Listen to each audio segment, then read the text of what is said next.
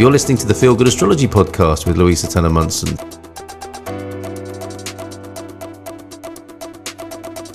To request your personal reading, go to feelgoodastrology.com. Hey everyone, welcome back. It's Louisa Tannermunson from Feel Good Astrology. This is a long anticipated video for me. I've been planning this for months. I've been writing notes over the last few months, ready to record. And for one reason or another, it's not really come to be. So now is the right time. It's actually the day after Pluto went into Aquarius. And there's lots of things on my mind, I have to say. I've got lots of different additional thoughts. It's so funny that literally the moment that Pluto went into the sign of Aquarius, we got this really strange message, like this really threatening message via WhatsApp. Pluto is a bully. Pluto is quite threatening. And so, and Pluto appears to come from out of the ethers and kind of grab you while you're not expecting it. So it was really quite funny that happened. It made me kind of giggle with the irony of it. It's almost like, yes, there's a little sign that Pluto's just changed signs. Now, if this is the first time you've been to the channel, welcome. I hope you enjoy it. I hope you find this useful. This is quite a long video. This will be indexed into different sections, so it's easy to find what you're looking for. Before I go any further, I just want to say these times, when we have these big planet changes, and of course in March we've had Saturn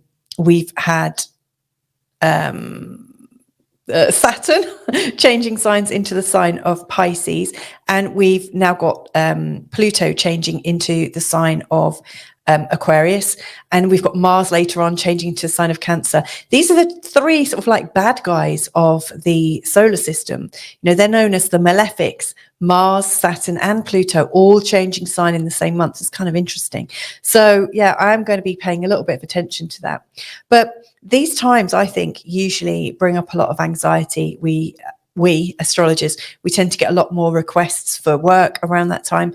If you are interested in having a reading, then stick around to the end or fast forward right to the end, because I've got an offer for you, but I am also hoping for a little bit of help. So let me know, have a listen. And, if you're interested in getting a 20% reduction of a reading price, then just get in touch. Anyway, let's start this recording properly. So Pluto in Aquarius. Now, a little bit about Pluto. I think the way I'd like to handle this is I'm going to talk about Pluto, the mythology of Pluto. That's come out in some of my videos already, but there's quite a rich seam of themes. Then talk a little bit around the effects Pluto has had in different signs previously. So it would be helpful to talk about it in my own history, from my own understanding. And so hopefully whatever generation you're from, you'll know people born in these different times. I'll be talking about, how Pluto in Scorpio has created a consciousness of power through sex and so on and so forth. And building to the current time where we've just kind of Pluto is transitioning out of Capricorn into Aquarius, what that might mean for us. I will also talk about Pluto pussyfooting around. A lot of these, all of the outer planets, they appear to go retrograde once a year. And for quite a few months, so Pluto is going to be going retrograde in a couple of months' time and go back into the sign of Capricorn where he's come from before going forwards again and then back into Aquarius in January 2024. So I'm also going to chart that and what we're learning along the way, because I really think it's all about power. Pluto is all about power, and the themes that come up in his little first venture into Aquarius, and then what comes up in the retrograde times versus how we move forwards again, that's really going to determine a lot as to how we can feel powerful and safe in these times. So there's going to be a lot of different things coming up, and I hope you'll find it useful. In future weeks, maybe months, I am going to also be adding some videos like Pluto through the houses. So if you know where your Pluto is in your house, in your birth chart, then there'll be a description there, a little podcast for you to listen to, and also Pluto through the houses. So according to where Pluto is transiting or moving through your chart currently, there will be also some videos on that. So that's, it's a lot to be dealing with. So a little bit about Pluto. Let's have a look at the idea of the astronomy or the astrology of Pluto. So Pluto takes, I've got my notes in front of me as well. Let me just get those up. Pluto takes 248 Earth years for Pluto to move right the way through the zodiac. And its path is a bit different to other planets. So, for instance, whereas lots of the other planets that we study or look at, they appear to, spend roughly about the same period of time in each sign as they go through. Pluto's orbit is on a 17-degree axis. And so, for instance, when Pluto was in the sign of Scorpio back in 1972 to 1984, 1984 to 1995, for 11 years he was in the sign of Scorpio. It's an 11-year transit. It wasn't that long that Pluto was in that sign for. When Pluto goes into the sign of Taurus in 2095, fast forward into the future, Pluto's going to be there for 33 years. So, the length of time that Pluto spends in these times really varies according to sign. When it was in Scorpio, it made such an impact that it moved quite fast. When it's in Taurus, at the end of this century, it's really quite a strong energy that's not really moving, especially in the sign of Taurus. It's interesting that they are both fixed signs. The signs are associated with being stubborn. We're at a midpoint now because it's going into the sign of Aquarius, another one of the fixed signs. So what Pluto is bringing about is going to be stubbornly held to. And as planets go, Pluto is known for being quite stubborn and quite fixed in the way he is. So who is Pluto? Pluto is one of Saturn's children, according to mythology, and according to whether you're Greek or Roman, you'll know Pluto as Hades or Pluto. So anyway, Saturn was the dad, and Saturn is a bit of a big bully in terms of the planets. It was prophesied that Saturn would be overthrown by one of his children. And so he had 6 children: Neptune, Pluto, Vesta, Juno, Ceres, and Jupiter. Jupiter was the last one. And when he gave birth to Jupiter, his wife, Ops, who's also known as, I've forgotten her name now, Rhea, Ops decided to hide Jupiter in a cave to be raised and looked after somewhere else. And she swaddled a stone, wrapped it up to make it look like a baby. Saturn swallowed it, thought he'd swallowed his child, and then carried on ruling and not worrying that he was going to be usurped by one of his children. Anyway, many years later, Jupiter, fully grown, comes back and decides to rescue his siblings and attacks Saturn to, I don't know if he gives him something to poison him and vomit up the children, or whether he cuts his stomach open. I can't quite remember that. Or I've seen differing accounts. But essentially what happens is the swallowed siblings of Jupiter come out, and Pluto's one of them. So Pluto, was born and then devoured. That's the idea. When all of the siblings come Earthside, so we've got Neptune, Jupiter, and Pluto, the 3 men. The 3 men, or male gods and sons of Saturn, they took over the 3 different realms. So Jupiter took over the sky and thunder and lightning. And I guess with that, we've got this sense of expansion and hope, because the sky appears to go on forever, right? And we can see clearly in the sky, there is this feeling that there's a certain amount of clarity that Jupiter brings us. Then we've got Neptune, that is ruling all the waters and the oceans. And of course, Neptune is known for being quite murky and quite difficult to understand, and if you think about going into the oceans, you can't really see that far in the oceans beyond your arm, really. It's so dense and dark, and there's so many secrets lurking around. So we've got those 2 juxtapositions. And then Ceres, one of the female goddesses, the daughter of Saturn, Ceres took over earth, like the land that we live on, the land that the animals live on. And then Pluto got the underworld, or the underground. He got I guess the place of darkness, to rule over the soils. And so Pluto is known as a god of wealth, funnily enough, because if you think about it, every living being that comes from the ground ends up being returned to the ground at some point. So it's rich in resources. If you think of it, we've got minerals in the earth and mining. They're all very Pluto things. People get buried in the earth.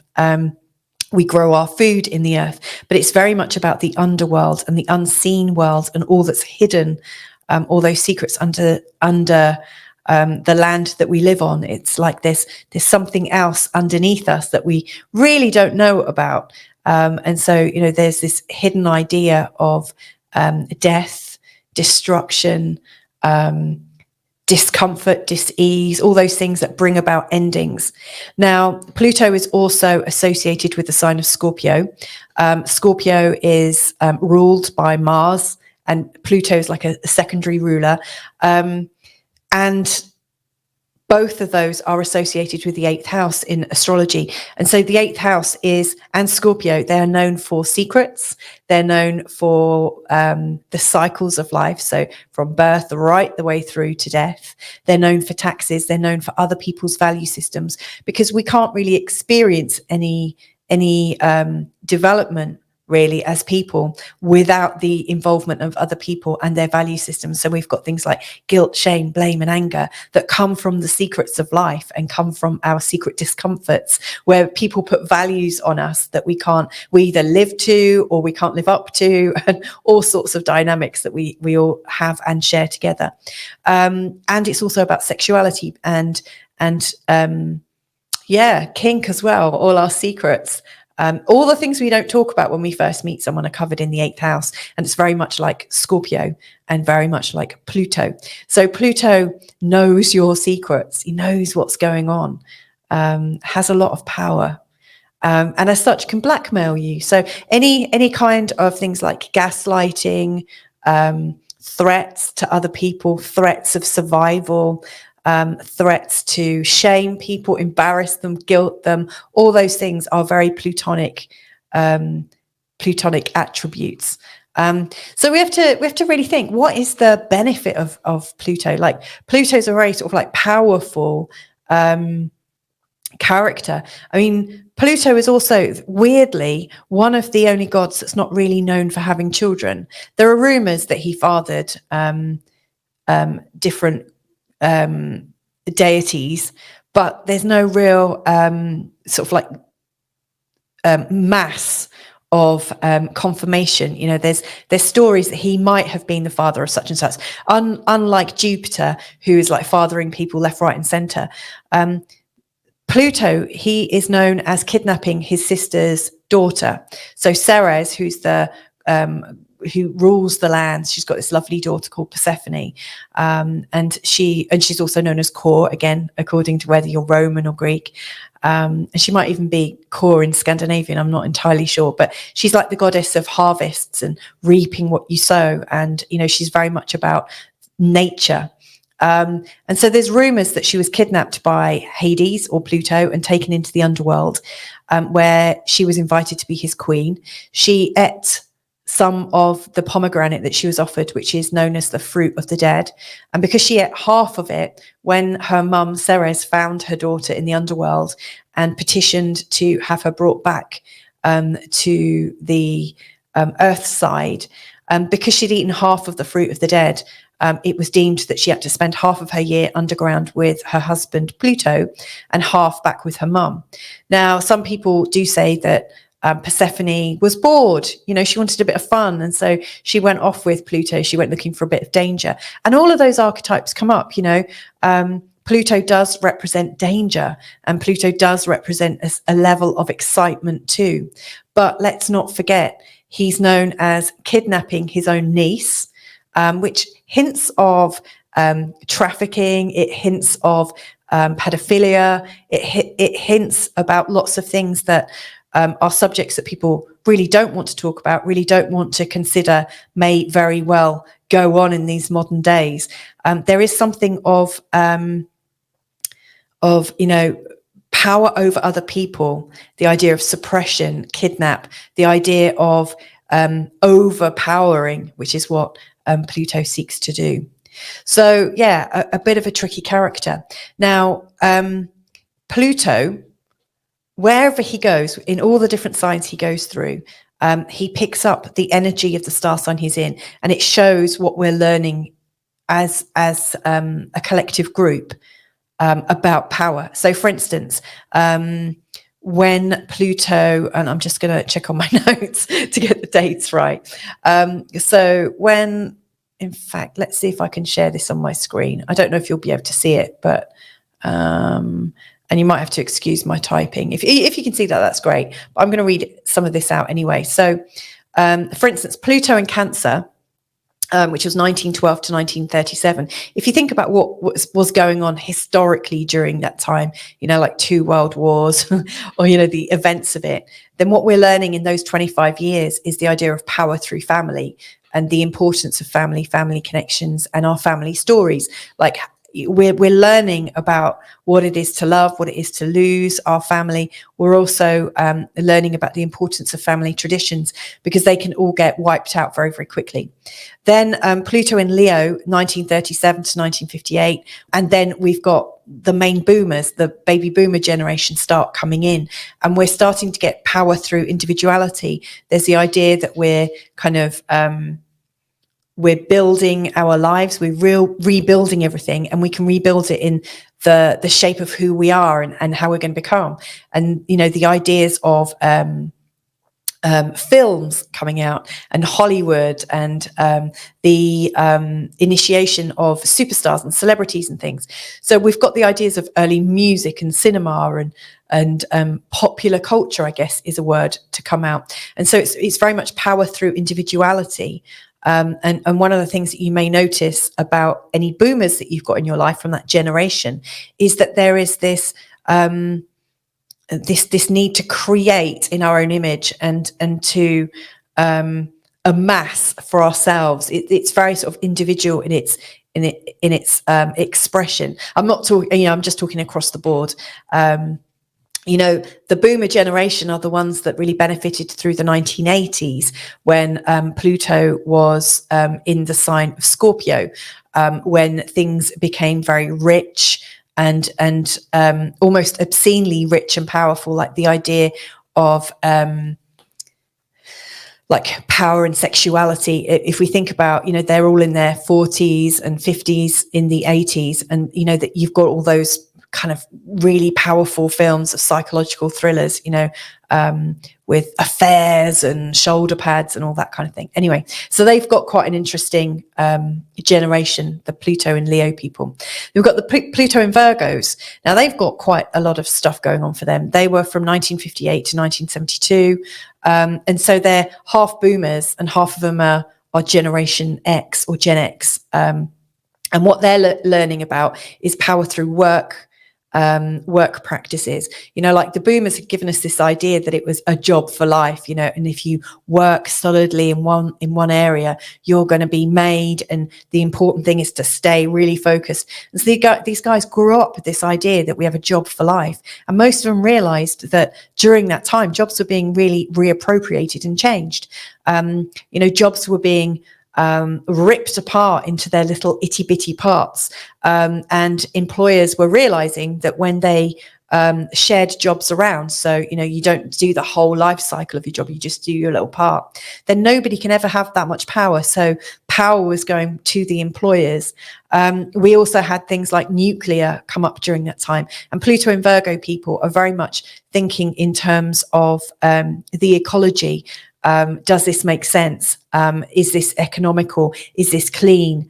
So there's quite a few different ideas. Also, during that time, women were going back to work, and we're also getting into a generation where we may be growing up in families where divorce has occurred, because women are coming out of the family back into the workplace, and so there's a real sort of societal shift during this time with Pluto in Virgo. There's some really quite unusual outer planet patterns as well, which really plays into people born between 64 and 67. Anyway, Pluto in Libra, 1972 to 1984, was really about this idea of marrying for love, like power through partnerships. And so we may not have met the person that we were going to spend the rest of our life with from school, you know, like in the boomer generation, necessarily, but we were looking for the one. The idea, it's not just meeting somebody who we might really connect with and have a friendship with and maybe make a marriage work and commit to it, but it's the idea of finding the one, the idea of the romanticism and the power that brings. So there was a definite a definite switch at that time.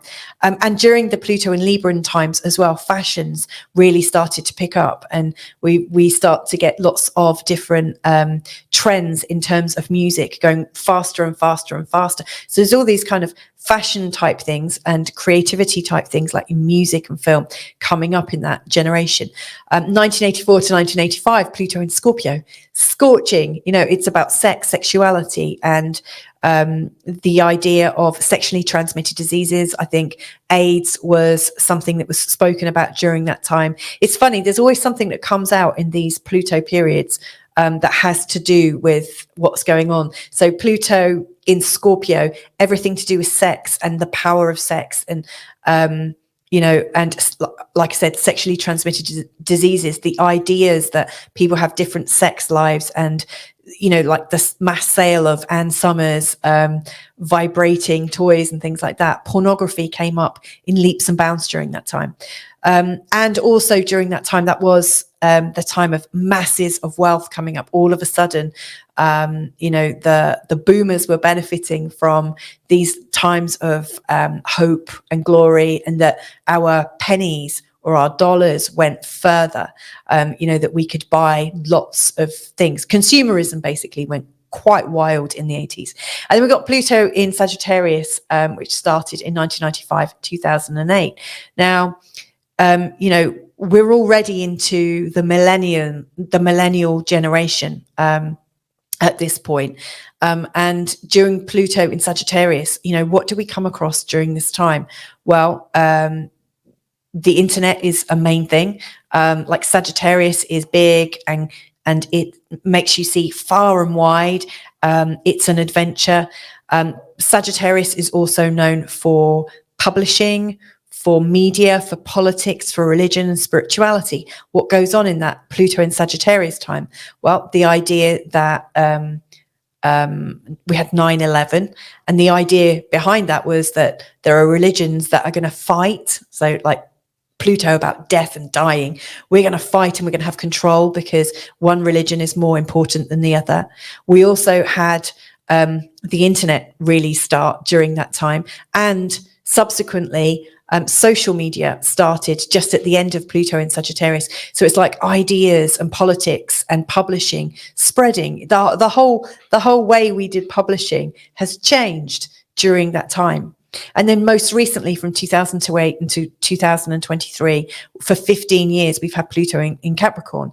And during that time, we have had absolute power in corporates. So corporations like here, you know, corporates, banks, insurance, pharmaceuticals, energy, it's the consolidation of power. Power has got power heavy, and everything has consolidated together.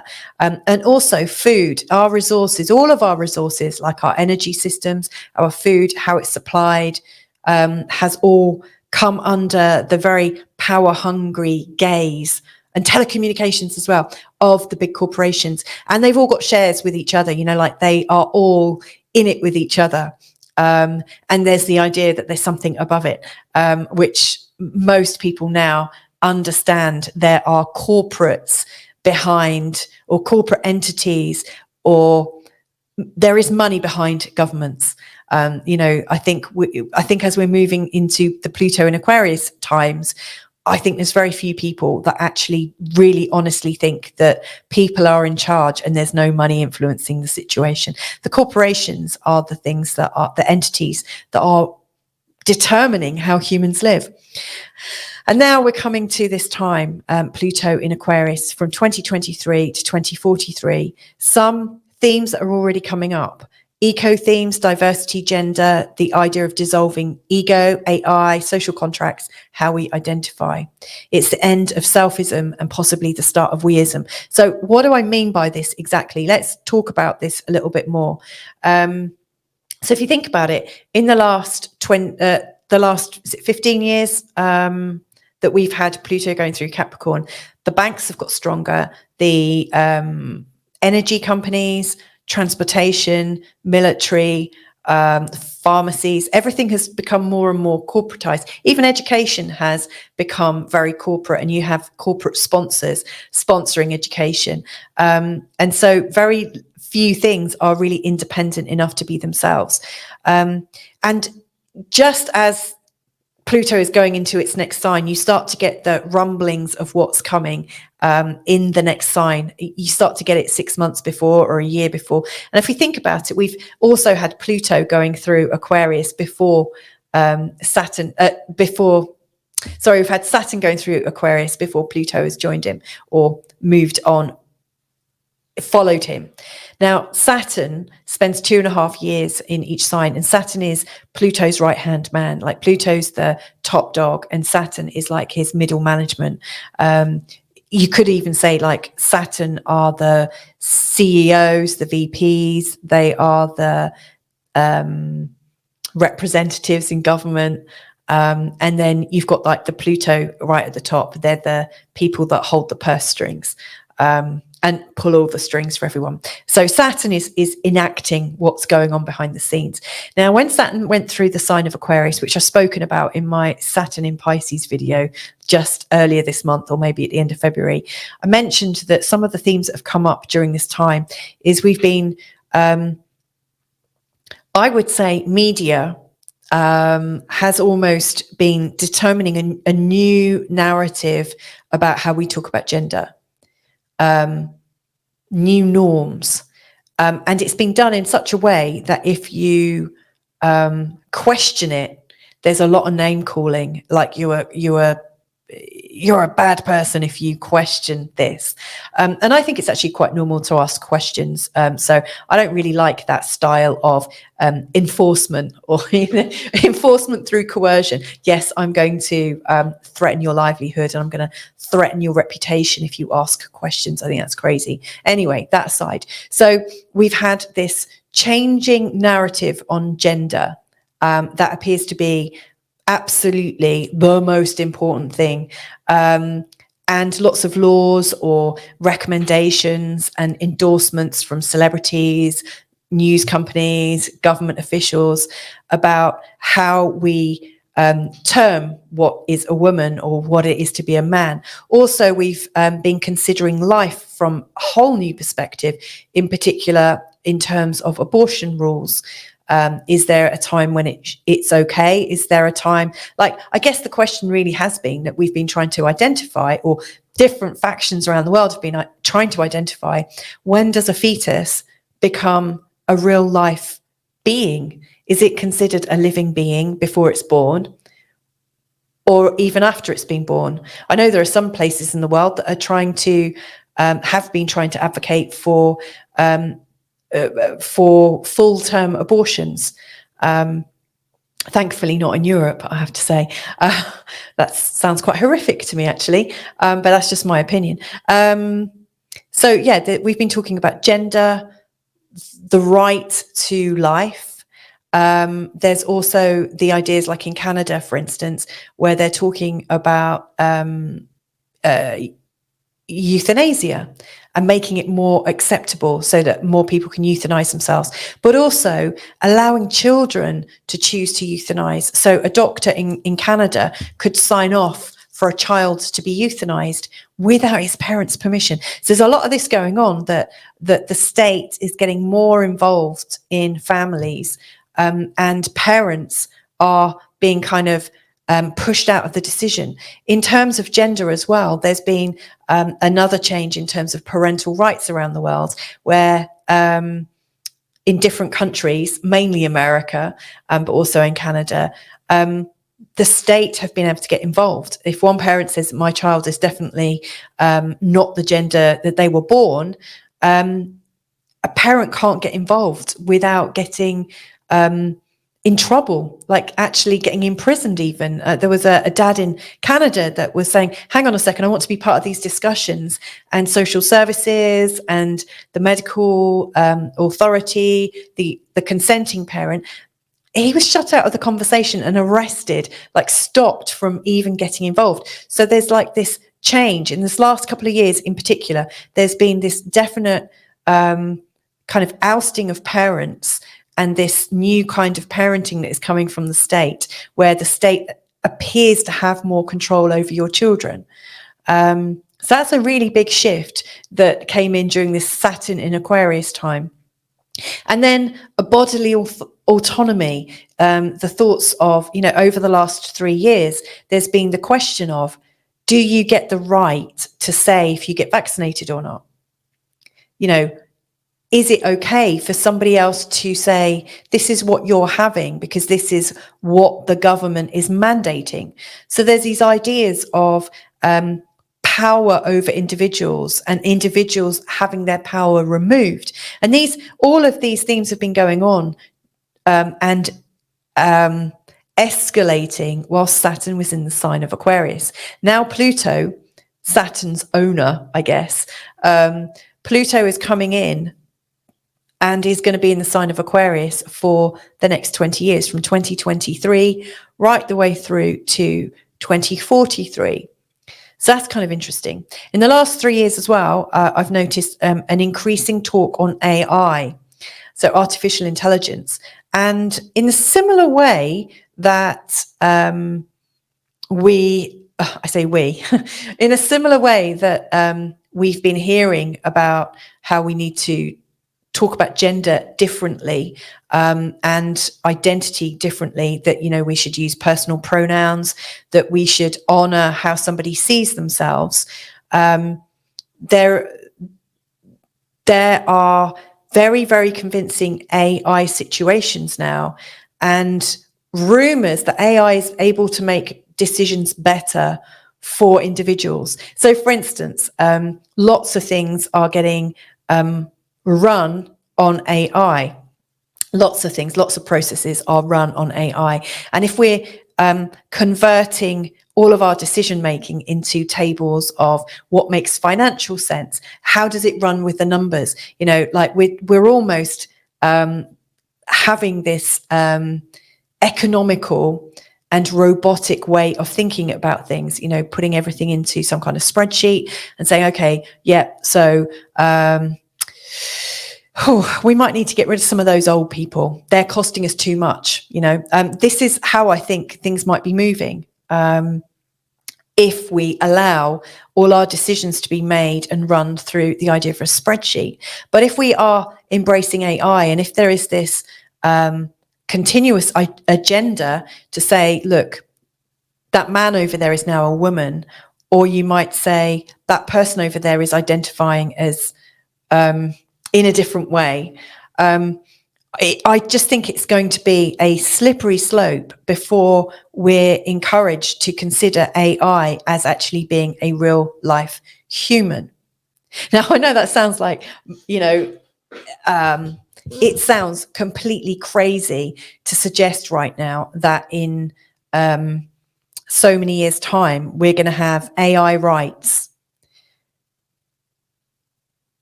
And yet, as I look at this, I just think that's the logical next step, in terms of the rights of life, because we're starting to almost have an anti-life. It feels like, that. I don't know how to explain this. So I'm just going to hold that thought there for a minute. In recent weeks, I've come across ChatGPT. And I've also read lots of articles about ChatGPT. And I've come across people that have gone on ChatGPT or similar and had conversations with AI to try it out, to test it out. And they've come back with these really quite inspiring things. Said, "Oh, I had this great conversation. AI really understood me, and it is like you're talking to consciousness." In fact, somebody even told me I need to be open-minded. I don't need to be closed about this. I hadn't even actually said how I feel about it. I still don't know how I feel about it. It's still actually building, and we have to experience things. But they were saying, it is the universe talking to you through a computer. I think of that as consciousness that we can all tune into. So I always think of it from a psychic perspective, like the universe is always talking to us anyway. Every bit of feedback is the universe talking to us. And yes, some people might want to get that through AI, and some people might want to get it through real life experience. And can we judge it? Should we judge it? Who knows? But if we're starting to, and I'm already seeing signs of this coming up on the internet and in feeds and stuff, if we're starting to get this idea that AI somehow does it better than us humans because it's highly programmed, it can have these amazing earth-shattering conversations. It's almost more intelligent than humans.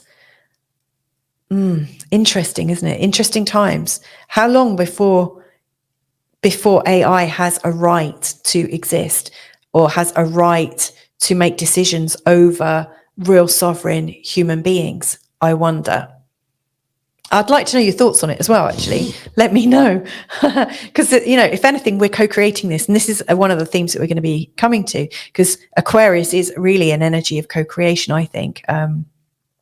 But so AI, then I in this last week, 2 different people on my feeds shared pictures of what looked like photos of humans, and there was something wrong with them, not quite right. And I was looking at them and I was thinking, that's not. And then I looked deeper, and then there was a comment, oh, these are generated by AI. So people had put in, this is what the kind of photo that I'm looking for. And AI just produces this image that looks clear like a photo. But if you really look at the images like this, you can see there's no soul there. It's not a real person, or the way the image of somebody is being portrayed is just slightly off. And so, yeah, there's this, AI is writing things and communicating things much more eloquently than real life humans. For instance, like me doing this, you could type in Pluto and Aquarius and probably get a flipping book printed out for you by AI. And that's your choice to do that as well if you want to. So it's kind of interesting that AI can also produce photos better than us, or almost better than us. Fascinating. So, yeah, I think the AI thing is going to expand quite exponentially, and it's going to become more and more important in our life. What it's going to do to education and how teachers and universities are going to monitor it is beyond me, because students could all type in the title for their latest essay they need to do, and they could all copy and paste it. Who's got time to check that? All of a sudden, students become world-class thinkers. So there's I see some inherent flaws and some danger in this. I was reading an article by Charles Eisenstein just last week about, I think it was the robot that became human. I can't remember the exact title, but I'll put a link down below. And it was talking about these robots who became human. And actually what had happened was, as you go through the story, and you should read it, it's really good, but the crux of it was that actually they were originally human and had become robots, and then forgotten that they were human, because they'd forgotten that they had a soul.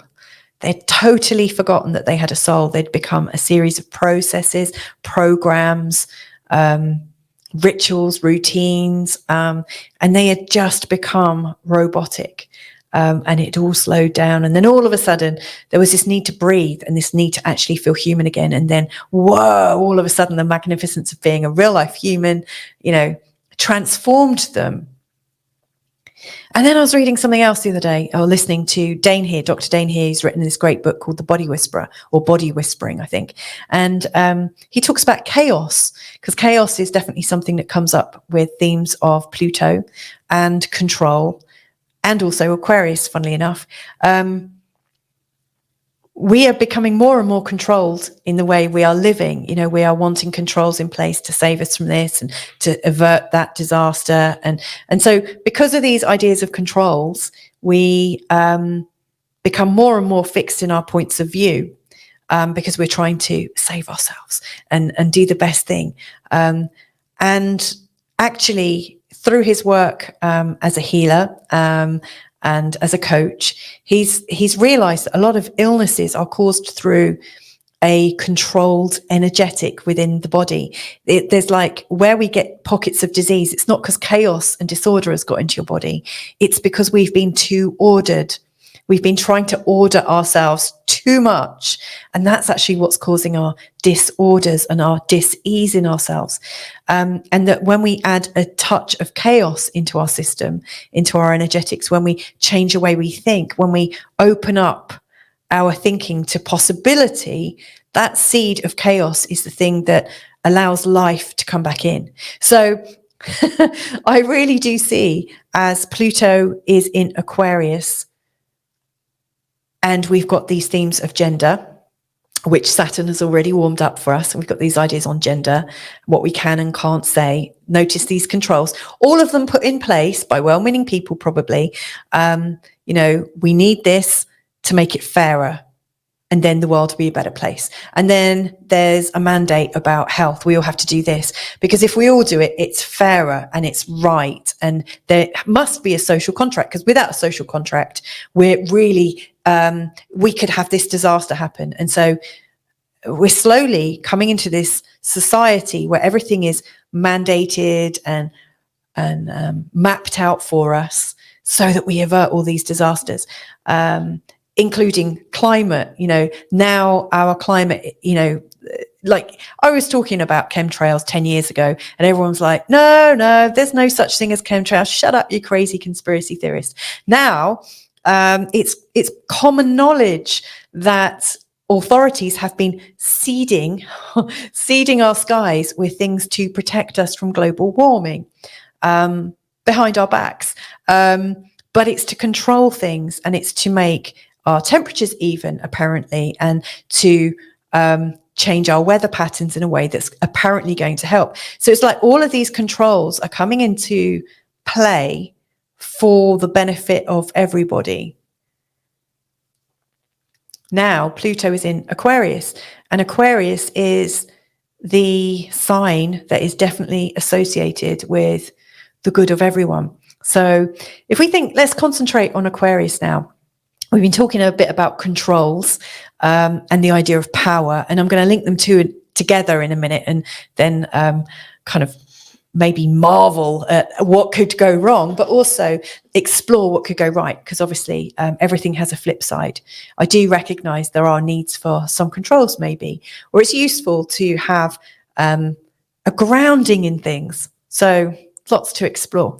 Anyway, the sign of Aquarius is another sign ruled by Saturn. So Capricorn and Aquarius are ruled by Saturn.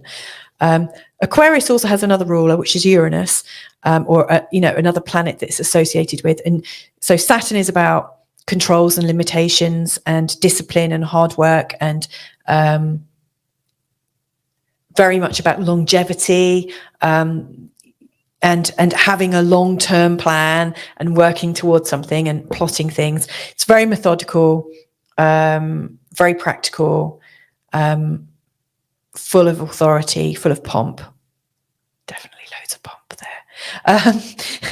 And then Aquarius, funnily enough, is a bit like, let's blow it up. Let's see what goes on. Funnily enough, Uranus is actually the dad of Saturn in mythology. And Uranus was really quite a visionary. And Uranus is known for visions and consciousness, the connection of consciousness, but also the cataclysms that happen through changes of opinions and changes of minds. And, it's associated with change and spontaneity. earthquakes and everything that shakes us to the core. So it's interesting that Aquarius has this very Saturn side, which is about regulating spreadsheets, setting up systems, managing these systems and enforcing these systems. And then Uranus is like, break the systems down. So you do have this kind of very jippy, independent spirit with Aquarians. And they're also quite socialistic. The sign of Aquarius is socialism or communism even. The idea of everyone having the same. Oh, hang on. That sounds a bit familiar. Where have I heard that? Oh, you will all have nothing and you'll all be happy. That's very much of these times, isn't it? Don't you think? Funny. So anyway, so the sign of Aquarius really loves the idea of liberalism and socialism and communism, or the idea that we try and level the playing field. And what's not to love about giving everybody a chance? Very few people would absolutely find fault with caring for each other and considering each other. But we've also got Saturn there, and Saturn enforces, and Saturn can be quite cruel. Like Saturn killed his own kids, or tried to, and then castrated Uranus. I didn't say that, but in Greek mythology, he didn't like his dad. He didn't like his dad having control over him. So he went and castrated his father. Funnily enough, isn't this weird? Saturn castrated his father, kind of making him, changing his gender, actually. And, as Saturn was going through the sign of Aquarius, there's all these laws to encourage and to make it more standard practice that children can change their gender and have surgery. Is that interesting? So, there's all these little link ups from the idea of the mythology that all these stories come from and what's going on now in real time. So, Aquarius is very much about creating a world that everyone can live in. And the climate arguments that you hear on the news, it's almost like a foregone conclusion that what we're told is the truth. And there's a load of white jackets that say, yes, this is the truth about climate, and this is what we all have to do.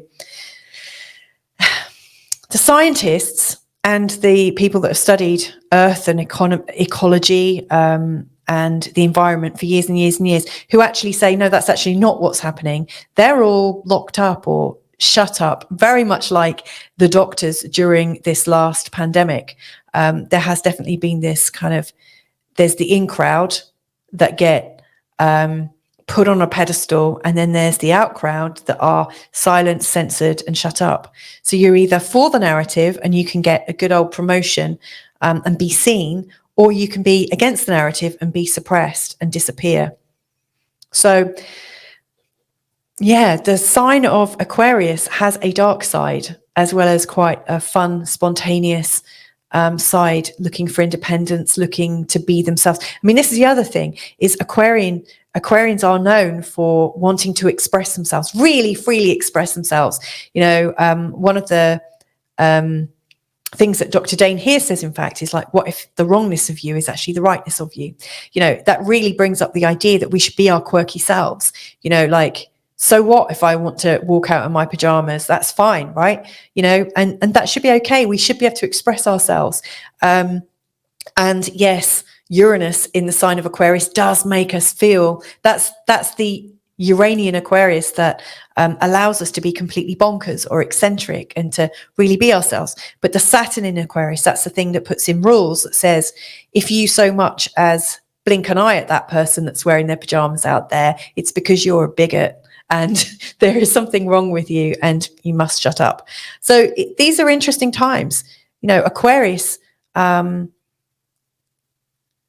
dark side of Aquarius is the moral relativism, where we are actually passing judgment on each other, where we are virtue signaling. That's a really huge problem for Aquarians, is the virtue signaling, because that in and of itself separates people. The moment we start judging you and saying, how dare you, I don't like you because you believe this, and wagging your finger. The moment you start doing that, there's no conversation being had. And so we've moved into these times coming out of the Pluto in Capricorn, where big business was managing everything for us. We're now moving into Pluto in Aquarius. And now it's not so much big business. Big business is obviously behind it, right up here. But what is actually really moving it forwards are these ideas on morality. And it's almost like a mafia of what you can and can't do based on norms and making the planet safer through bringing in more rules and regulations.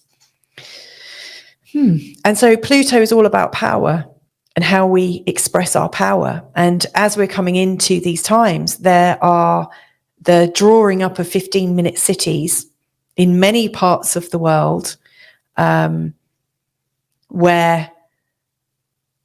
everybody is linked into an AI system, a credit scoring system. The idea that in a not so distant future, our medical records will be online and will, based on our status, will either be permitted to go out or not. Medical testing, we've already seen these being piloted in some areas. You know, the idea of testing and track and trace. Then there's the idea of that well-tested ideas, apparently, that the environment is exactly as we've been told it is, and that we must absolutely cut down all unnecessary travel. Hence, we're now in some areas being forced into these 15-minute cities. And in doing so, if this actually goes ahead, people are going to be limited to when they can travel out of their cities. And they're going to be marked, they're going to be socially scored. If you write the right things on social media, for instance, you'll be elevated. If not, you're going to have some of your permissions taken away from you. So there is a very interesting time coming up with Pluto and Aquarius. And I have to say, it makes me worry. And that's why I've called this, is this the death of the individual?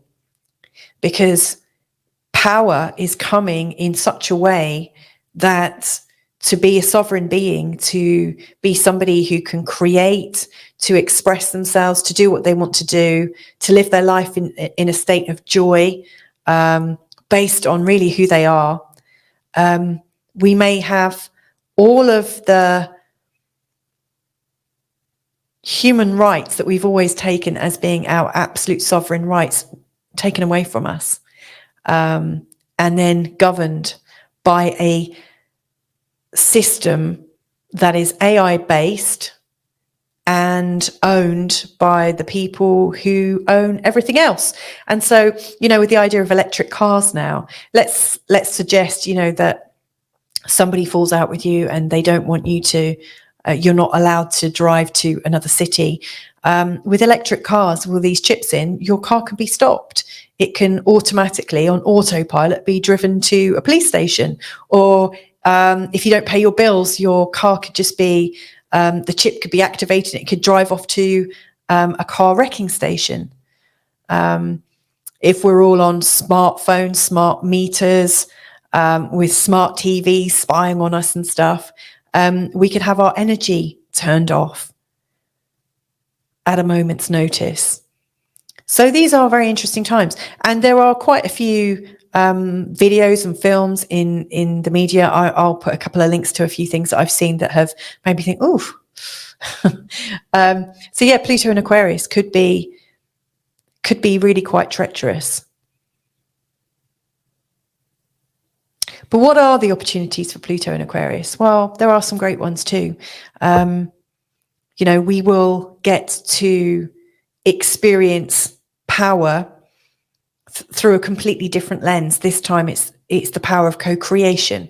So, you know, on the one hand, there's this idea of a way of society being that is like a totalitarian system, that everybody is automatically in, when they're born, and you can't sign out of it. You're automatically in and controlled, almost like an open prison where you do what you're allowed to do. And like Mr. Schwab says, you'll be happy for it. You'll be happy with it. It's going to be great. It's a fair system. Everyone's treated fairly, no problem.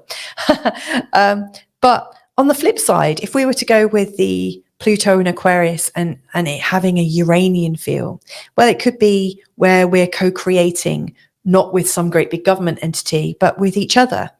So in recent years, in particular in the last 3 years, the idea of earning our living in sponsorship has come up, where we're working for ourselves, where we're sponsored by many people, as opposed to being paid one wage. So if you like me, if you think I'm contributing, send us a coffee in money, and this is a really valid way of doing it. There are lots of fundraising companies, and there's lots of different ways that we can fund each other and support each other and create together. There's lots of people coming together now. Like Aquarians are very idealistic. The energy of Aquarius is so idealistic and it's quite futuristic. And so there's nothing to say that people aren't having these inventive, inspiring ideas. And we've got the internet. We can connect with anyone around the world that's online, and we can create some kind of project. Like right now, I'm working with a good friend who's a coach that I met 12 years ago when I was living in Indonesia. We speak regularly on my other channel, which is called The Barefoot Broadcast. Check it out if you like conversations and not just astrology. But him and I, we're looking at generations and trying to close the gap between generations so we can start working together. And the great thing is we can use Zoom, we can collaborate. Nobody's paying us to do this. This is what's coming from our own volition, our own sense of purpose, our own sense of our own uniqueness or weirdness. It's what fascinates us, and we think we would like to explore it. And so there are lots of people partnering up, doing these little ad hoc projects, and where they're bored with the idea of working for a big company and earning a great wage. I mean, fair enough, if you do that and you like it, that's great. But you don't often have time to innovate outside of that. But there are lots and lots of people now who are finding freedom in innovating together, and the funding comes up. We are all funding and we can all help each other. So that's another idea. Now, you may have heard people talking about NESARA or JASARA or a UBS, like a UBI, universal basic income. There's so many different ideas on what income is going to be. And I do think in this next 20 years, it's going to totally change. We've had Uranus going through the sign of Taurus. Don't know if you've seen my videos on it. But they are there. But Uranus and Taurus, I recorded these like 4 or 5 years ago. And I was saying that money as we know it is going to change. We're going more crypto. The way we see resources is changing. And the way we'll pay each other is changing. It's quite possible we could end up in a system in 20 years' time where maybe money doesn't exist at all. Not just is it physical cash or crypto cash or online cash? It might be that we just work in a bartering way. We live our lives, and in our lives, we are of service to people. Who knows? I see that more as coming out in the Pluto in Pisces age, which starts in 2066, which just seems like such a lot. Sorry, 2043 to 2066. It seems like such a long way away. So anyway, there's some ideas on, Pluto in Aquarius. Yes, it could be the start of some really controlling agency that tries to force us into a box. And at the same time, on the flip side, it could be the thing that generates so much creativity and individualism that the death of the individual, maybe the idea of what it is to be an individual is changing.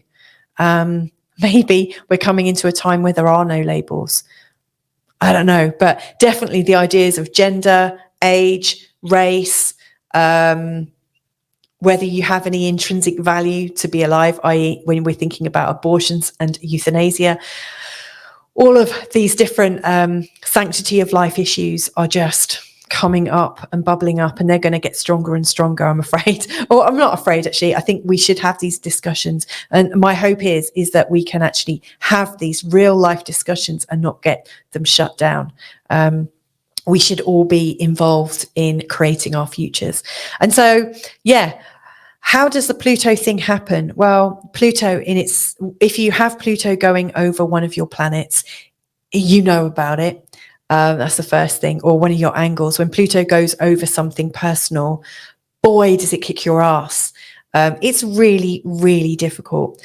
It feels, in fact, I wrote a few words down about it. Let me just wake up my mouse. So let me just, yeah,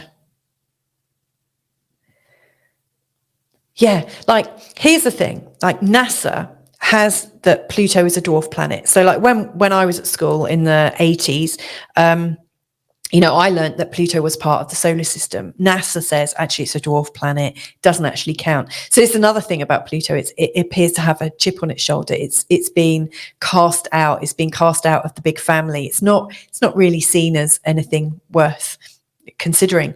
Now, it's so far away in terms of the solar system that we've been told about. I say that very purposefully because, until I actually touch Pluto or Jupiter or Mars with my own hands, see it with my own eyes, not just through a telescope, how do we actually know anything does exist? Which I know must sound really crazy to everyone listening. But I really think this is where we're at right now, in these times where anything can be created using AI or the media. Like, we've been told how the world is, and what I'm just learning more and more as I go through my life is we just cannot believe what we've been told, just based on hearsay. We really do need to touch a table, knock on a table to know that it exists. And even when we know that this table exists, if we were to look at the structure of it and blow it right up, we'd actually see it's nearly 99% space. So even our eyes deceive us. So I do think we're also coming to this time of the awareness, the awakening that the world that we see around us is actually more of a mirage, more of a dream, more of a co-creation, which again is bringing up the idea of AI. AI can mirror real life, or appears to be mirroring real life. And we also realize that part of our life is a bit of a dream too. Crazy, crazy. Anyway, Pluto is far, far out of the solar system, miles away. Absolutely miles away. And yet when it goes over one of your sensitive parts, it is absolutely felt more strongly than anything else. It's like a barely audible sensation of power, like we can barely hear it. We don't even see that power. And yet it calls out to us. And it's the power of survival. And if you think about it, if you're in any way, shape or form confused as to whether you want to live or not, like if you're thinking, I do have these death urges from time to time. If somebody was to just put a pillow over your face, you'd probably fight for your right to live, because in that moment, that's when you come up really close with who you really are. It in that moment if someone was trying to kill you, if you actually wanted to die or not. And most likely this power, this instinct of survival comes up. Well, I think of Pluto as the instinct of survival. If you think about it, Pluto's very existence is being denied or down-regulated. Pluto wants to survive. Now, when it happens, it shows up sometimes as an aggressor coming into your life. I was working with a client very recently who had a very aggressive series of events happen in their life just as Pluto came into a really packed part of their chart. So yeah, it can come in as an aggressor, but commonly I see it as a mysterious undermining force. So for instance, it might be that you have a situation that you can't win in, like you're in a relationship that is just coming to an end, and in spite of both of you wanting to somehow work at it, like your shared goals or where you're going together, they're just not going to match. And it's like this situation of a no-win, where you come up against a brick wall and there's nothing you can do about it. It just feels like things just don't go your way, and that the power that you once knew about yourself, it kind of vanishes. So Pluto comes up as a power struggle. It shows us where we're trying to control a situation. It shows us really clearly where there's a situation that we can't control. And in fact, one of the things you really notice about Pluto is that you never had the control in the first place. And that's the thing that's so hard for us, all of us, to understand, is we've never really had the control in the first place. We've just assumed that we're in control of our lives. And you just don't know what's going to happen, what's necessarily around the corner. But when a Pluto situation comes up, what I've noticed is a bit like quicksand. The idea of quicksand is the more you fight, the quicker you get sucked in and the quicker it is for you to come to certain death. Whereas in quicksand, if you can remain calm, if you can slowly work out your feet, keep your arms where you can at least grab some resources. But if you just move your feet just gently, no sudden movements. And then slowly, when you free your feet, lie back to almost float on top of the quicksand, you're most likely to survive. Now, don't quote me on that if you get caught. But, my experience of Pluto is just that. The more you fight, the more you go down. When you yield to it, and just let it take over almost, just let what is meant to happen, just allow it to happen.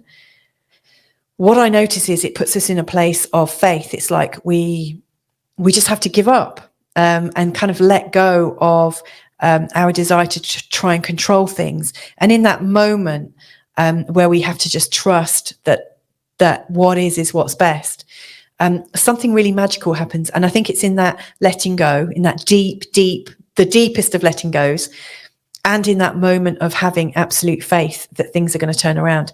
And I think as that happens, usually miracles occur. So Pluto sounds awful, and yet there is a miracle to it.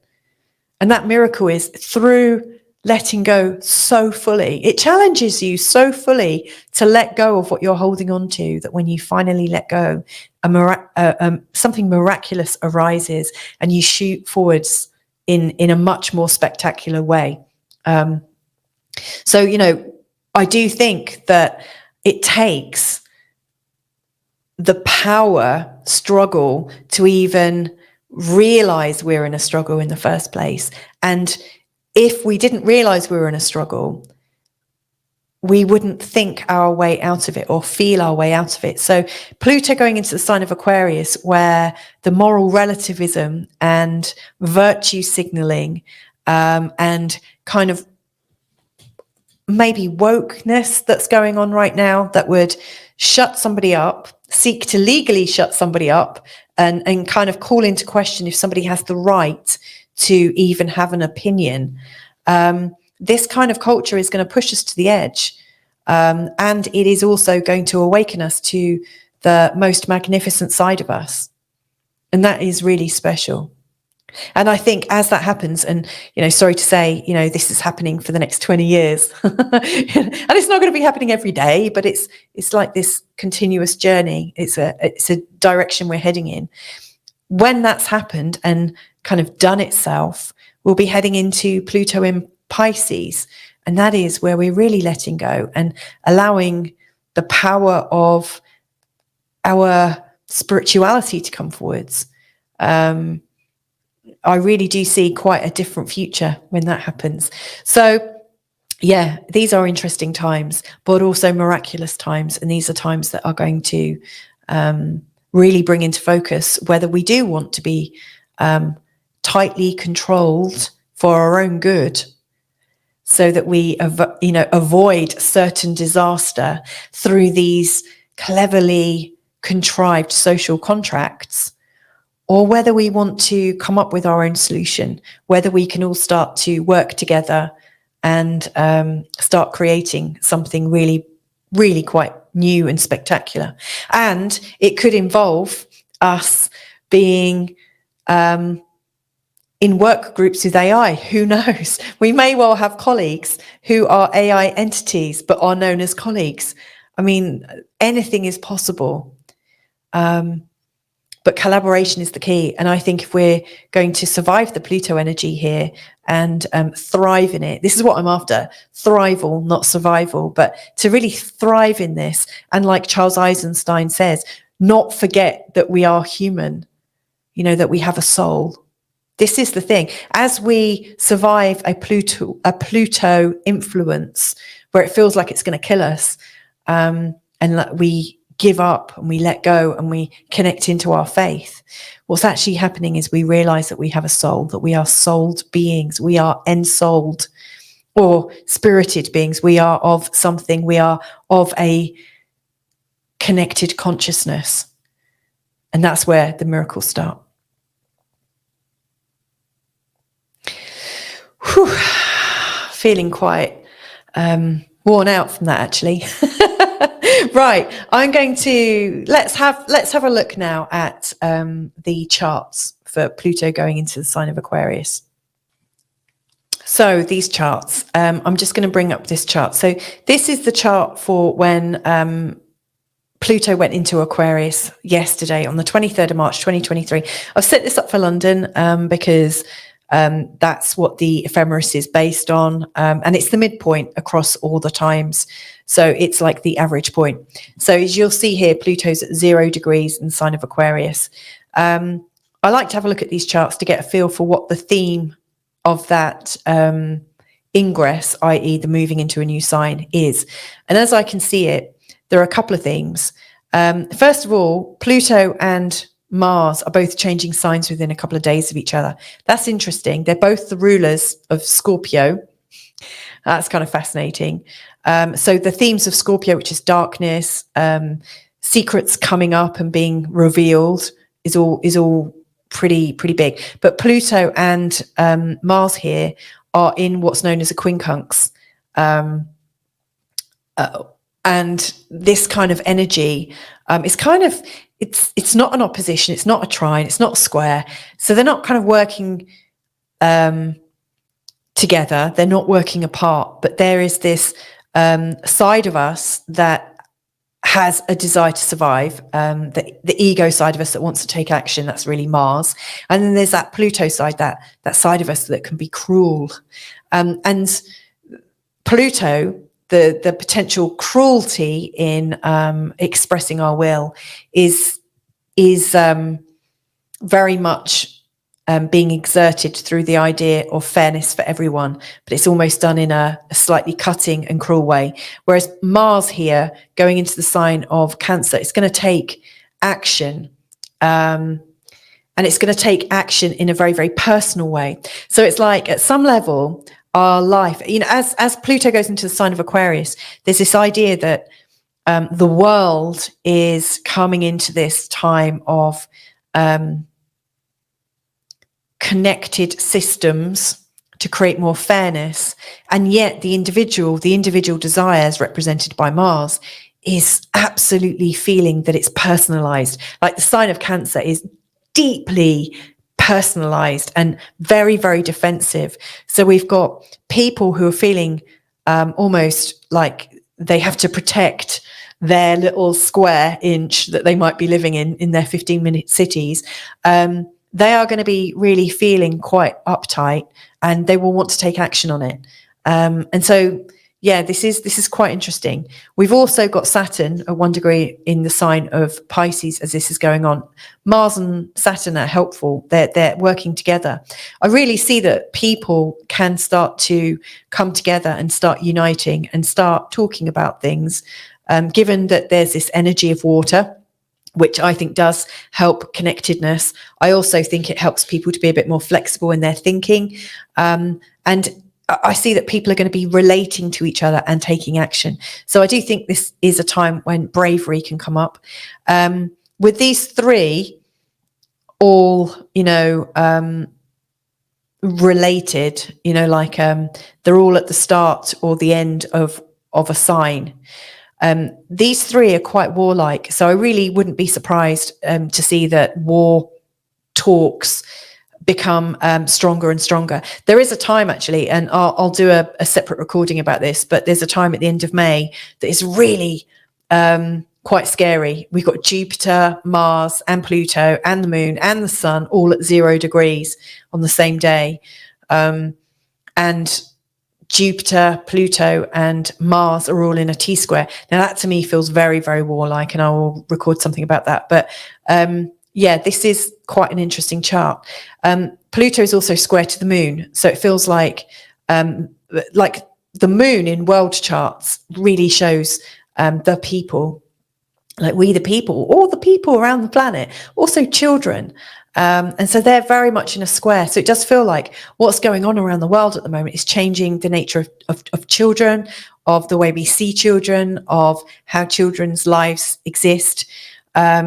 Interesting, you know, like the idea of Pluto kidnapping his niece and taking her into the underworld and marrying her.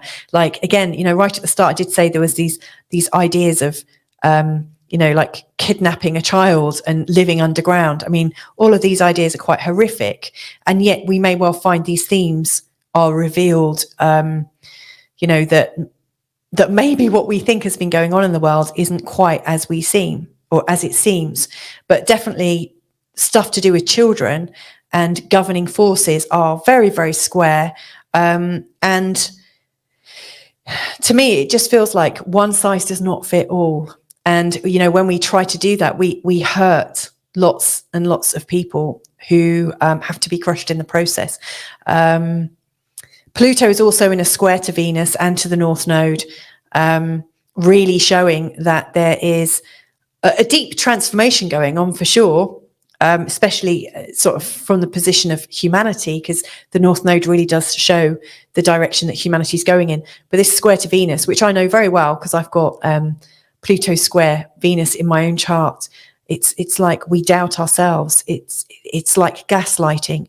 So I do think it wouldn't surprise me at all if the media starts gaslighting more and more, and the government start gaslighting more and more and more, and people are starting to take action. And I said military, you know, but they're starting to coalesce. It's interesting because actually, at the time that Pluto was last in the sign of Aquarius, and I don't know why it's taken me so long to get back to this, but when Pluto was last in the sign of Aquarius, we had the American independence. You know, let me find my notes. That's easier. I've written them down. Where did I write it? Yeah, we had the American Revolution, the French Revolution, the Haitian Revolution, the Industrial Revolution, and the launch of the smallpox vaccine. So it's like these ideas of massive revolutions going on, a change in the way industry is done, and also advances in medicine. So like the French Revolution, for instance, was between 1787 to 1799. Right now, as Pluto has gone into Aquarius, you know, for the last, well, in fact, there's been a lot of fighting, you know, with the yellow jackets in France for years, actually. You know, there's been stuff going on for quite some time. The French do like a bit of argy-bargy in my experience. And I lived there for 5 years in my 20s, and there were strikes all the time. You know, they don't need much to get them going, and fair play to them, you know. And right now, lots of France is up in arms about Macron's new ideas on pensions, and people feel very, very upset right now. It feels like there is a bit of a French Revolution brewing, if it's not already happening. American Revolution was from 1765 to 1791, again, also during this time of Pluto in Aquarius. And now, you know, it looks like from media that America is really separated in terms of its politics, social media. I mean, it just looks like a circus from outside of the US. It really does. And the same in the UK, actually, to be fair. But in particular, America just looks like a massive circus right now.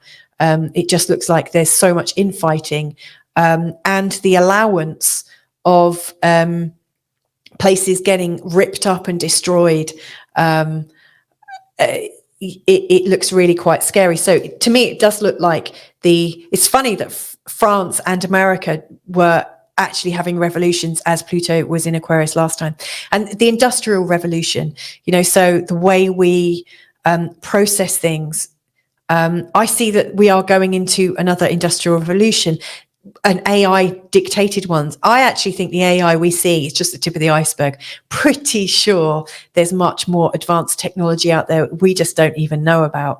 But, like food, and the way we get food, the way we create food, what we even consider food to be, I see is likely to be changed quite a bit, in particular because of the continuous links that the WEF and the UN are making to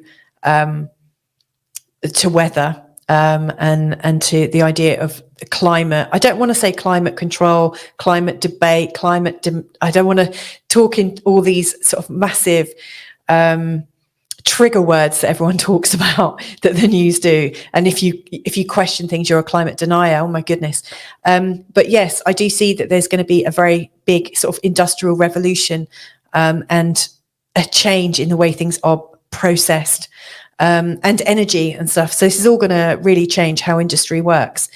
And then, it's interesting that smallpox vaccine development, the last time Pluto was in Aquarius, was a theme, like the idea of a mass solution for people. I think what's happened with the mRNA vaccines, I think that there is a big push to turn vaccines into mRNA vaccine technology, or the idea that there will be vaccines for this, that, the other, and all of these sort of what people are calling intelligent medicines that can create changes in your DNA, almost changing the way you are as a human. And this is another interesting thing, because there is also this idea of transhumanism, and I haven't mentioned that yet. But I do think the issue of being transhuman is going to become massive during this Pluto in Aquarius time. And it wouldn't surprise me if a similar thing like smallpox vaccine release, last time Pluto was in Aquarius. I think what's going to happen now is there's going to be something like a big push to becoming transhuman, and it will be seen as being a really great thing, whether you like it or not. So really big themes. Anyway, let's have a look at these charts. So I was where were we? Let's add this back in. So yeah, the idea of Venus in a square to Pluto, at some level, there is this feeling of being done to, that your own unique flow and joy and connection is somehow interfered with by a powerful outside force, or how we co-create, how we just decide to have children, how we decide to love, how we have relationships, is also in this stress point. So it seems like as we're going into this Pluto and Aquarius time, that not only is identity politics really playing out, the idea of who has control over children, state or parents or children, but it will bring into question, who do we love and how do we love?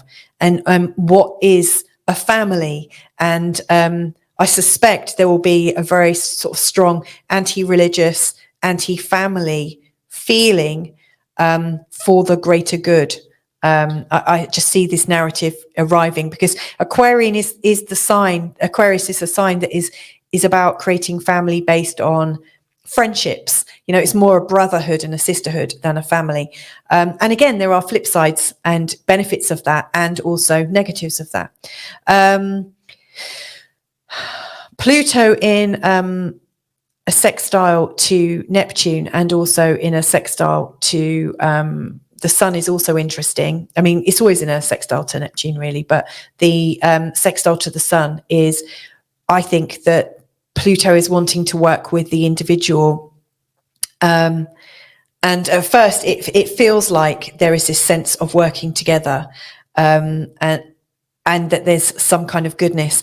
I also think that we can use the power of Pluto as individuals to transform ourselves. So that's another sort of opportunity I see for us at the time that Pluto comes into Aquarius. Then we've got the retrograde that comes in May. On May the 1st, Pluto goes retrograde. And so it's like whatever was pushed, we're now taking a step back. It's like, whew, things have got a bit hot. And in that time, we've got Jupiter limbering up here to change signs. Jupiter's going into the sign of Taurus in May, which is interesting. We have Pluto in a square to the North Node, and also in a square to Jupiter. Now, when Pluto goes retrograde, it almost feels like it's gone too far, too fast.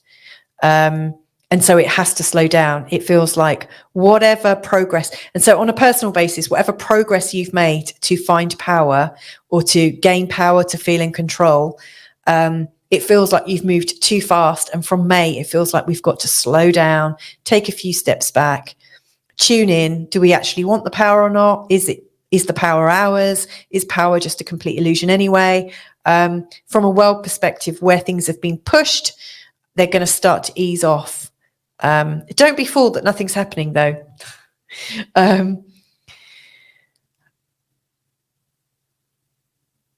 Yeah, I'm going to move on to the next bit now.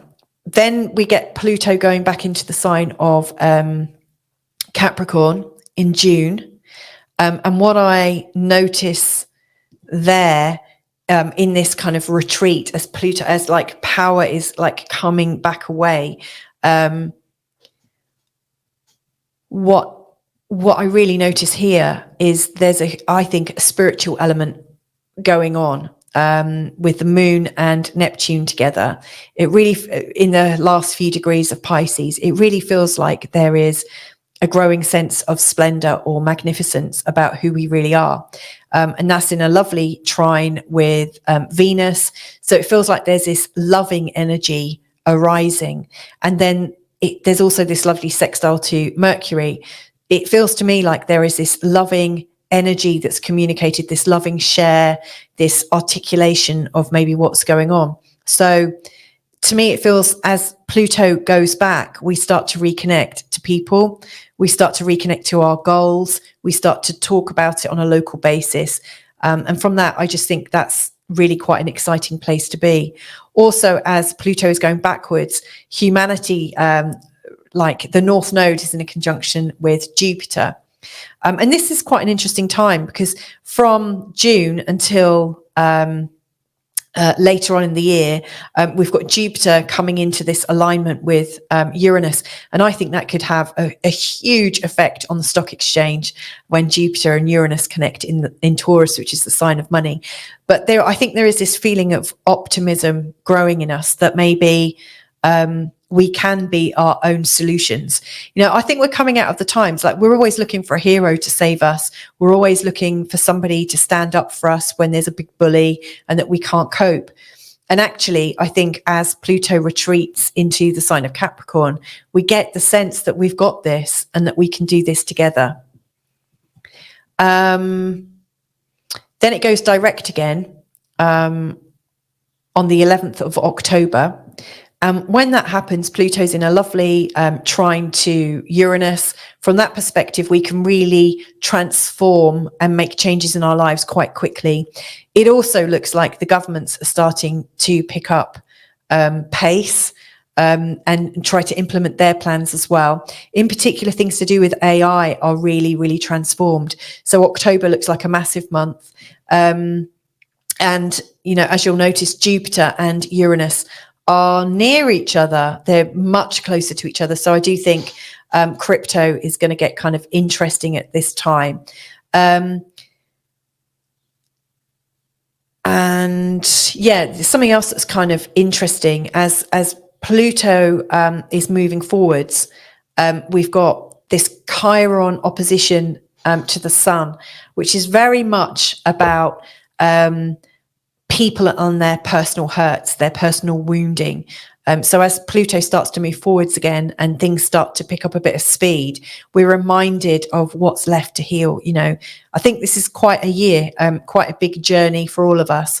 Then Then as Pluto goes into the sign of Aquarius permanently, or, for the rest of his duration for 20 years, it's on the 21st of January, 2024. It happens just as the sun goes into the sign of Aquarius. So it's interesting that I called this, is this the death of the individual? Because the sun really does, in a birth chart, the sun shows like you as an individual. It shows your personality. And Pluto is like the planet of death and transformation. It's like the death of the ego. So I'd named the show, Is This the Death of the Individual, before I'd even seen this chart, and then looking at the final ingress, like the final time when Pluto changes signs into the sign of Aquarius, it's like, oh my God, both of them at 0 degrees in the sign of Aquarius, in a trine to the moon. It does feel like, what it is to be human is changing in these times. And we might not see these changes straight away because, like I said, Pluto's here for 20 years. It's 20 years of change. I mean, if you think of, giving birth and then seeing your child as your child leaves home roughly 20 years later, I mean, you'll know that it's been a continuous, slow, and sometimes fast progression. And in many ways, it's gone in the blink of an eye. But in that time, you've grown a whole human, or that human has grown themselves and got them ready to look after themselves. So this is what's going on as Pluto goes into the sign of Aquarius. We've got this new kind of energy growing over 20 years. And in that time, we will be transformed. There's not much we can do about it other than decide where power lives in us as individuals and what it is to be human. So I just think these are the times when we really need to think about what it is to be human. And if we like being human, holding on to it as an absolute sacred gift, and connecting in with as many people across as many generations, across as many disciplines, across as many religions, countries, languages as possible, so that we become our own source of news. We become our own source of, where we start to make our own decisions based on well found out opinions that we've created, rather than having something given to us as our truth and as our reality. So it's going to be interesting. I wonder how we will organize ourselves. I really do. And it's an invitation for us to organize ourselves. Whew.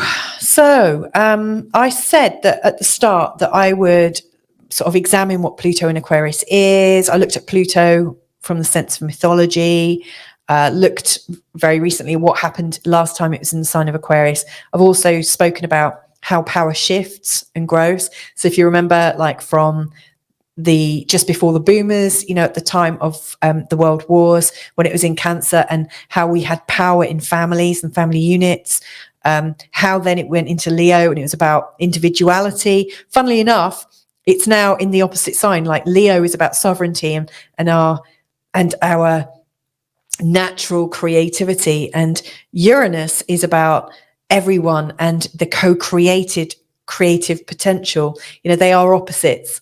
So we are at that opposite time to the generation that the boomers were born into. So this is really quite huge. I've spoken about the Aquarian energy and about a little bit about the 11th house, and also had a look at the charts. There's so much more I can talk about this, but I'm going to cut this short now, let it go. I will be doing lots of other little Pluto related things over the next few weeks. If having listened to this, and also just because, you may well be curious about astrology, then I would absolutely love to have your help with something.